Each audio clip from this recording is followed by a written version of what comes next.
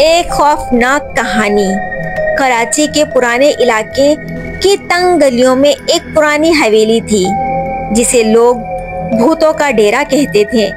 یہ حویلی کئی سالوں سے ویران پڑی تھی اور اس کے بارے میں طرح طرح کی کہانیاں مشہور تھیں۔ کہا جاتا تھا کہ اس میں ایک بوڑھی عورت کی روح بھٹکتی ہے جو اپنے خزانوں کی حفاظت کرتی ہے اور جو بھی اس کے قریب جاتا ہے اسے چین نہیں ملتا۔ رات کا پچھلا پہر تھا اور گلیوں میں مکمل سناٹا چھایا ہوا تھا۔ صرف دور کہیں سے کتے کے بھونکنے کی آوازیں آتی تھیں اور ہوا کی سرد جھونکے درختوں کے پتوں سے سرسراہٹ پیدا کر رہے تھے۔ اسی دوران 3 دوست اسد، بلال اور کاشف جو اپنی بہادری کے قصے سناتے تھے حویلی کے سامنے کھڑے تھے۔ وہ شرط لگا کر آئے تھے کہ کون حویلی کے اندر جائے گا، ایک رات گزار کر آئے گا۔ مجھے تو ڈر لگ رہا ہے، کاشف نے لرزتی ہوئی آواز میں کہا۔ بلال نے اس کا مذاق اڑایا، ابھی سے ہمت ہار گئے؟ تمہاری بہادری کے قصے تو بہت مشہور ہیں۔ اسد جو سب سے زیادہ نڈر بن رہا تھا بولا، ڈرو مت، کچھ نہیں ہوتا، یہ سب قصے کہانیاں ہیں۔ آخرکار اسد نے ہمت کی اور حویلی کا زنگ آلود گیٹ کھولا۔ اندر جاتے ہی ایک عجیب سی بدبو اور ٹھنڈ کا احساس ہوا۔ ان کے قدموں کی آہٹ سے پرانی لکڑی کے فرش سے چڑچڑاہٹ کی آوازیں آ رہی تھیں۔ حویلی کے اندر ایک مکمل اندھیرا اور وہ اپنی ٹارچ کی روشنی سے راستہ تلاش کر رہے تھے۔ دیواروں پر پرانے واقعاتوں کی تصویریں لٹکی ہوئی تھیں جن پر گرد کی تہ پڑی ہوئی تھی۔ وہ ایک بڑے کمرے میں داخل ہوئے جہاں پرانا فرنیچر بکھرا پڑا تھا۔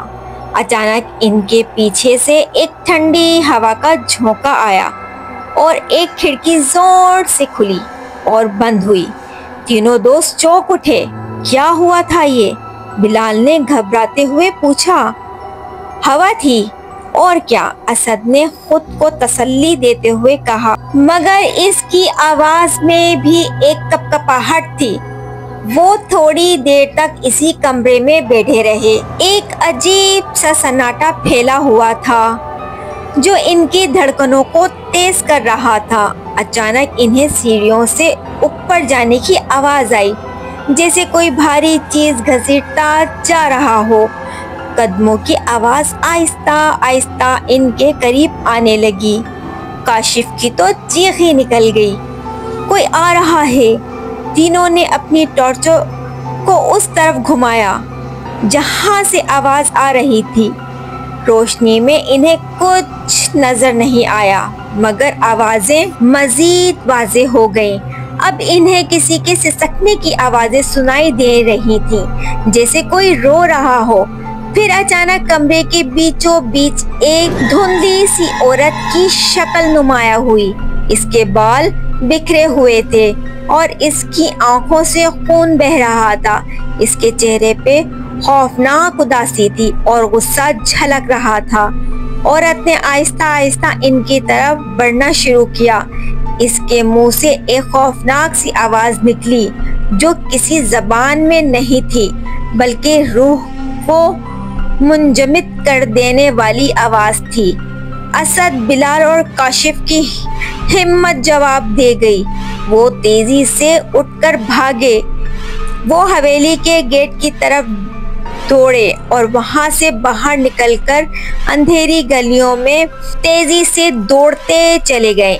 ان کے پیچھے وہی خوفناک سسکیوں کی آوازیں اور ٹھنڈی ہوا اب بھی محسوس ہو رہی تھی۔